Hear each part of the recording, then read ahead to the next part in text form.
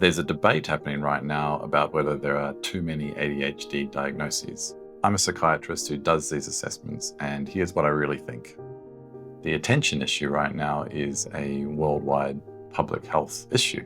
People's attention is being dragged in any which way. If we have a smartphone in our pocket or use a computer regularly, then we're constantly exposed to things that will vie for our attention. We're all battling the attention economy, trying to decide where to put our attention.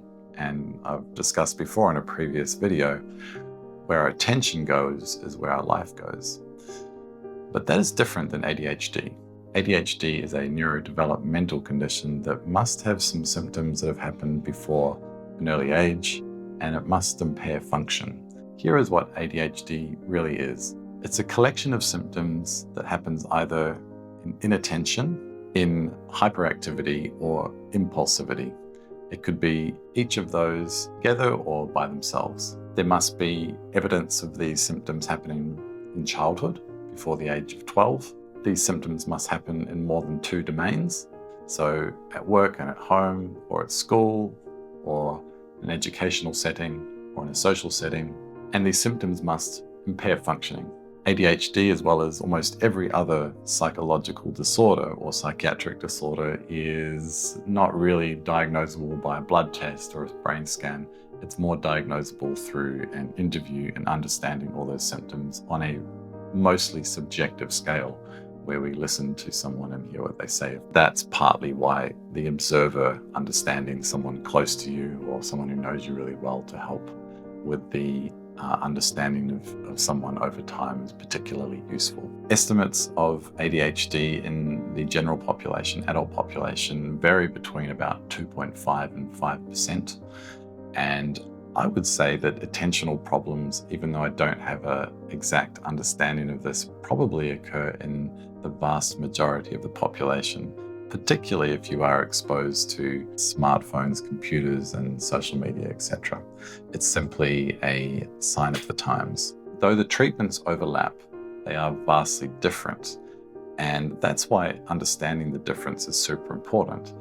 And that's why this is such a hot topic right now, because if we are over-diagnosing, there are harms to doing that. And also if we are under-diagnosing, there are harms to that as well. Let's first talk about the over-diagnosis. Rush diagnosis that is just using, say, a rating scale and a very quick assessment is going to fail to pick up all the other possibilities for inattention. It also can include other medical conditions, medications, or other psychological conditions such as depression, anxiety, or really any other mental health condition can lead to difficulties with attention and also activity levels. And there is, of course, the argument that pharma companies and influencers are creating so much awareness about ADHD that people now automatically think that they have ADHD and rush to get a diagnosis and then get on to some sort of treatment, which is usually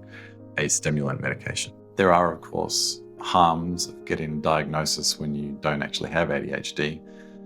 That could include getting the treatment for the wrong condition, and there are real potential side effects and harms from stimulant medication, and that's why it requires doctor supervision and treatment. If you're trying to treat a medical condition with a psychological medication, then that's a real problem. And if you're not getting the treatment for the thing that you do need to get treatment, then that's also a real problem and could lead to really bad outcomes. There are, of course, risks to the medications themselves. They can affect all sorts of parts of the body, including the heart and our appetite, and even cause psychosis in some people. So it's important that these medications are used in the people that actually need them. Then, of course, there is the other side to this coin, which is the risk of underdiagnosis. And this is equally concerning. People who get diagnosed with ADHD later in life have 4 times the risk of mortality as ones that were diagnosed earlier in life. And people with ADHD have higher rates of substance use, have higher rates of interactions with the criminal justice system. They have higher rates of work problems and financial difficulties, and they have higher rates of relationship problems. So the effects of untreated ADHD are actually really quite alarming, both on a personal level and a population level. So where does this leave us, and what's the solution here? When we take into account both of those risks, we need to think, what is the most appropriate way to assess and treat? And this is important both for clinicians and for the people wanting to be treated. If you're out there looking for an ADHD treatment, then how do you know what type of assessment to get? What is the thing that's really going to serve your needs? So on one side of the coin, there are the very short type of assessments, or people that are self-diagnosing, where you think you have ADHD, start taking medication, not under medical supervision. That's certainly a big no-no. And then there are the types of assessments which are really quite rushed, where there's very little understanding of comorbidities or other conditions that could be contributing, or not looking at the lifestyle that the person is leading, and not doing the proper workup to understand all those things I was talking about, like whether it occurred at an early age, whether it occurs in fewer more settings, and whether it's causing an actual functional impairment. That leads to overdiagnosis, and that is a real concern. And not just overdiagnosis, but the wrong diagnosis and people not getting the help they need. But it's probably the underdiagnosis story that doesn't get enough attention or is not thought about enough. So the middle ground is really the sweet spot, and to be able to act on enough information and not worry about things so much that you don't actually act at all. And this applies to decisions in life as well. So there should be access to assessment, and the assessment should involve enough information to get a reasonably accurate diagnosis. That typically occurs over 1 to 3 sessions, depending on the way that the clinician operates, and it typically involves observer reports. But then the diagnosis shouldn't be so delayed that we miss the people that really need it. There is still plenty of cases where it's difficult to be 100% sure. And that's where we need to be a bit more decisive and just take the information we have and make a decision about whether a trial of treatment is appropriate and safe or not, and not delay unnecessarily. And interestingly, in ADHD treatments, unlike a lot of the other treatments in psychiatry, the proof really is in the pudding, and the response can be almost instantaneous at the right doses of medication.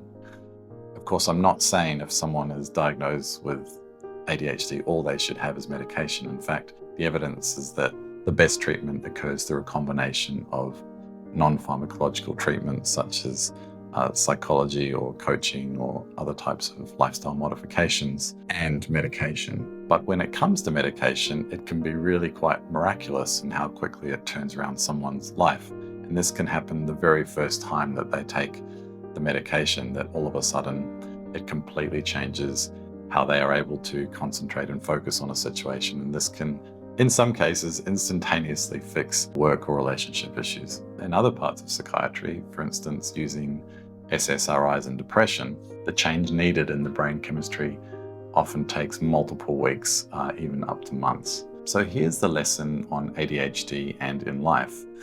Even though we can do a very thorough assessment and come to a reasonable conclusion in most cases about who has ADHD and who doesn't have ADHD, there will still be times of uncertainty.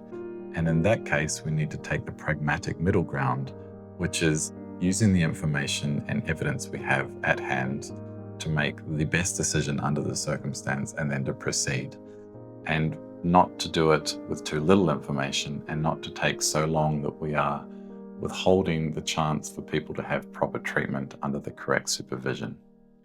And this, of course, applies to life in any decision where certainty is very rarely the right thing. And what we have is tools to make the best decision under the circumstance and then act decisively. So my call to you, or request to you, is to have a look in your life.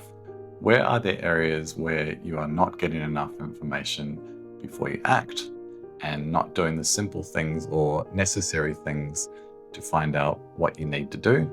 And where in life do you wait or procrastinate or get too much information and perhaps risk the negative effects of not acting?